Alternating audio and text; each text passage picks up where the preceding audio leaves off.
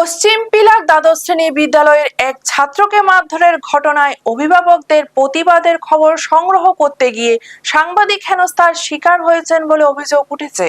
ঘটনাটি গত 10ই আগস্টের বলে জানা গেছে। অভিযোগ অনুযায়ী ঘটনার খবর সংগ্রহ করতে ঘটনাস্থলে যান নিউজ তৎকাল 24 এর শান্তির বাজার প্রতিনিধি বীর বাহাদুর ত্রিপুরা। খবর সংগ্রহের পর কয়েকজন শাসক দলীয় কর্মী তাকে হুমকি দেন বলে অভিযোগ। এমনকি তার মোবাইল ফোন নিয়ে সেটি ফ্লাইট মোডে রেখে দেওয়া হয় এবং তাকে বিদ্যালয়ের ইনচার্জ তপন চক্রবর্তীর চেম্বারে বসিয়ে রাখা হয় বলেও অভিযোগ করা হয়েছে। এরপর সামাজিক মাধ্যমেও সাংবাদিককে হেনস্থা করার অভিযোগ সামনে আসে। অভিযোগ জোলাইবাড়ি মণ্ডলের আইটি সেলের ইনচার্জ নয়ন গোপ তার ব্যক্তিগত ফেসবুক অ্যাকাউন্ট থেকে সাংবাদিক বীর বাহাদুর ত্রিপুরাকে উদ্দেশ্য করে আপত্তিকর ও অশালীন মন্তব্য করেন। এই ঘটনায় সাংবাদিক মহলে ক্ষোভ দেখা দিয়েছে।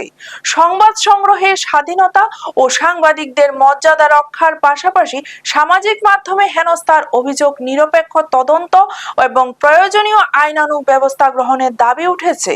ঘটনার বিষয়ে রাজ্যের মুখ্যমন্ত্রীর হস্তক্ষেপ দাবি করা হয়েছে।